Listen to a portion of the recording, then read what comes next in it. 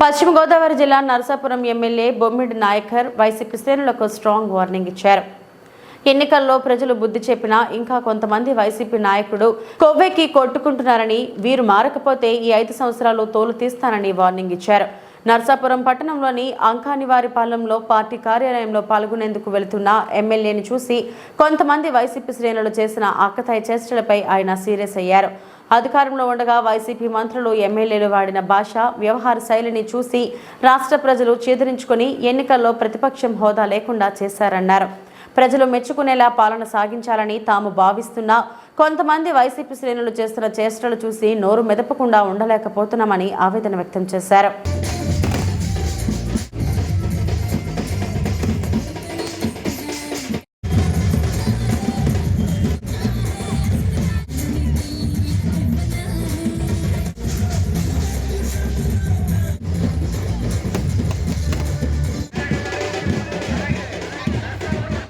అలాగే గంట కృష్ణ గారు, ప్రధాన కార్యదర్శి, రాష్ట్ర ప్రధాన కార్యదర్శి గారు.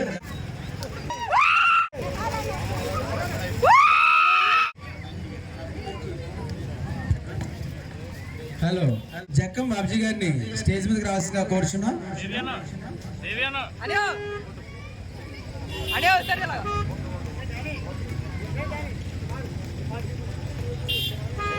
కృష్ణమూర్తి గారిని స్టేజ్ మీదకి రావాల్సిందిగా కోరుచున్నాం.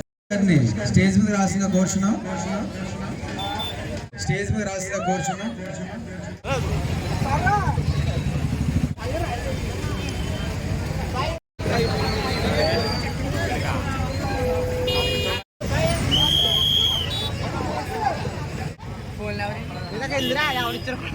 మరి ఈ రోజున నాకు ఘన స్వాగతం చెప్పినటువంటి ప్రతి ఒక్కరికి కూడా, ప్రత్యేక యూత్ అందరికీ, నాయకుడి గారి అబ్బాయిలందరికీ కూడా ప్రతి ఒక్కరికి అభినందనలు.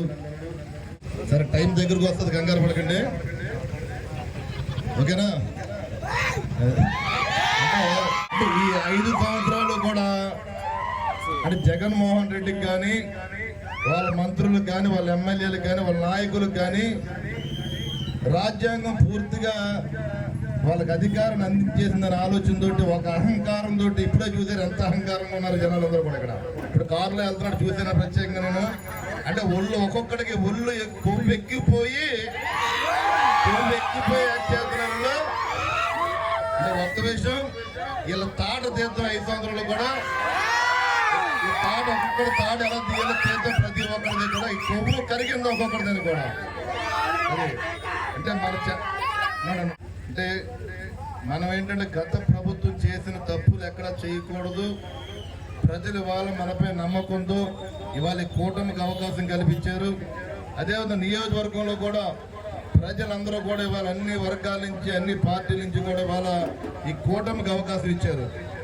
అలాంటి పరిస్థితులు మన కక్ష సాధింపులకి, విధ్వంస రాజకీయాలు మనం చేయొద్దని ఆలోచనతో మనం ఉన్నాం.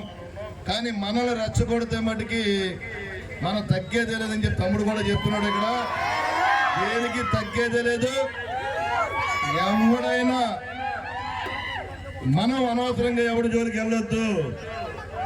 మన జోలికి ఎవడొచ్చినా సరే ఊరుకోవద్దు చెప్తున్నారు.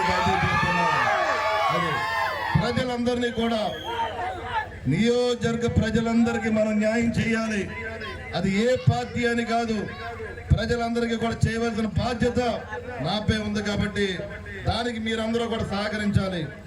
అంటే ఈ వైసీపీ ఎదవలకి ఒక్కొక్కడికి కొవ్వు ఎక్కువైపోయి కొట్టుకున్నారు వాళ్ళు. అది మీడియా వాళ్ళు కూడా రాయండి. అది ఇప్పుడు ఇవాళ కార్యక్రమం జరుగుతుంది, సహకరించవలసిన అవసరం ఉంది. ఇలా ఎక్కువ యాక్ట్ చేస్తే వాళ్ళని ఏ రకంగా తగ్గించే విధంగా మనం చేద్దాం. అదేవిధంగా నియోజకవర్గ ప్రజలకి మరి 14వ వార్డు మరి మొదటి నుంచి కూడా, ఇది నా సొంత గ్రామం.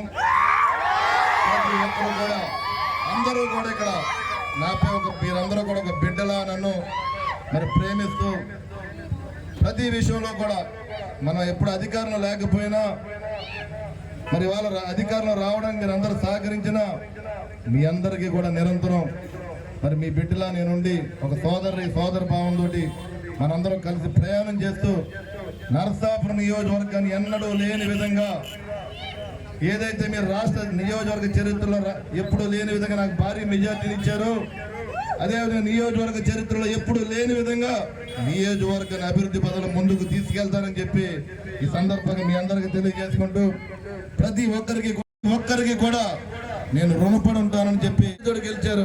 మరి ఆయన కూడా చూసుకుని కేంద్ర సహాయ మంత్రివర్గం కూడా తీసుకున్నారు. అంటే మన రాష్ట్రానికి కానీ మన నియోజకవర్గానికి కానీ రాబోయే రోజులన్నీ కూడా మంచి రోజులు.